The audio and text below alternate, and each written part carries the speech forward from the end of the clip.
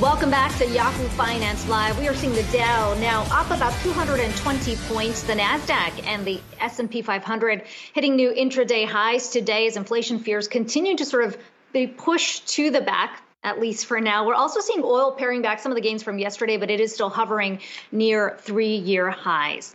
Let's bring in Victoria Greene, G Squared Private Wealth Chief Investment Officer. Victoria, good to talk to you today.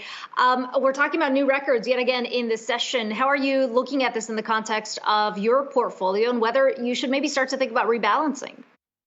Absolutely. You know, one of the things I think is funny is everybody loves risk until risk bites them. So we want to say, okay, this is a great time as you hit new highs. We've been kind of range bound. We've hit these highs and then haven't really pushed that much higher and came back down multiple times now. So I think this is a great time before you go on vacation, before everybody leaves town, look at your portfolio. You may be shocked how things have shifted, especially the growth versus value, tech stocks. If you own QQQ, that's had quite a run. If you look starting back in 2020, the NASDAQ's up about 60%, S&P's up about 30, Dow's up about 20, and Barclays aggregate's up about 5. So if you started at a 50-50 portfolio in January of last year and you haven't done anything, you may be having more risk than you anticipate now. The other thing you can look at is if you're taking current income or you have some of these investments in a tax-deferred account, that's a great time to say, hey, if I'm going to take part of my RMD now, I need some monthly income, take them from equities, look to balance your risk a little bit. Everybody knows summer gets a little bit more volatile, you know, and we'll have to hopefully finish the year out strong.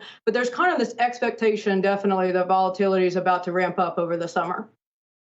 Yeah, Victoria, I mean, I'd be curious to get your take on how people should be rebalancing. We've had a few guests maybe disagreeing with each other here when it comes to growth and cyclicals. Last time you were on, I believe, if I'm not misremembering here, you were talking Chevron and some of the bets you liked in energy. I mean, how do you look at that sector? Of course, it's outperformed here year to date, but how do you look at it relative to maybe some of the risks around rates and how investors maybe should be balancing back towards that sector now?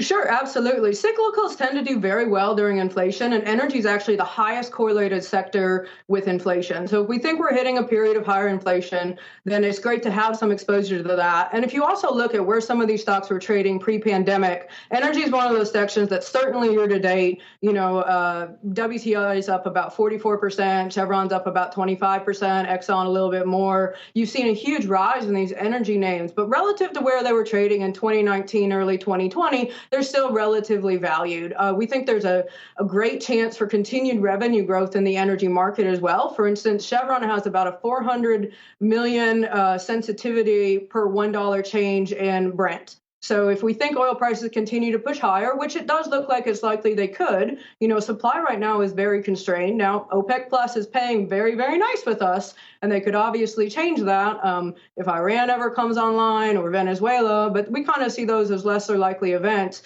If OPEC Plus continues to play nice, which they are signaling they are, they've been very, very soft-handed with how they're dealing with this, I think you're going to see continued supply constraint, and you could see oil push into the hundreds, which quite frankly, I think makes a good thesis for why you should hold some of your energy stocks, Chevron, Conoco, you know, some of the EMPs, you've got your Diamondback and Devon, you know, some of those names, yes, they've had a great run here, but considering what the future looks to hold for us, we think it's a good time to hold those a little longer.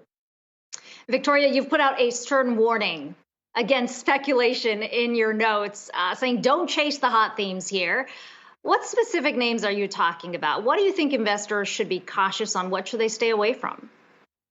Right. Well, at risk of incurring the Reddit wrath, you know, I might mention all of the meme stocks out there. I know it's exciting, and we've had these people basically become instant millionaires through speculation. And we see some people, not to sound like the millennial I am, but with FOMO, right? You see your neighbor next door suddenly go, and they can show you their portfolio, and it's got 2 commas in it, and you start getting, you know, a little bit of green envy. I have no problem with speculation. I think you just need to kind of narrow it off in your portfolio and don't go in too far. You know, consider it to whatever you would take to Vegas is what I'd put in those stocks. So obviously AMC, I was reading today, right now, if Russell 1000 rebalanced, AMC would be in the Russell 1000 now. You know, its market cap valuation has been pushed up. And so you have a lot of the speculative names that I think you just want to make sure you're going into it with less of a fundamental reason for investing in it and more of a pure momentum play, which is not necessarily the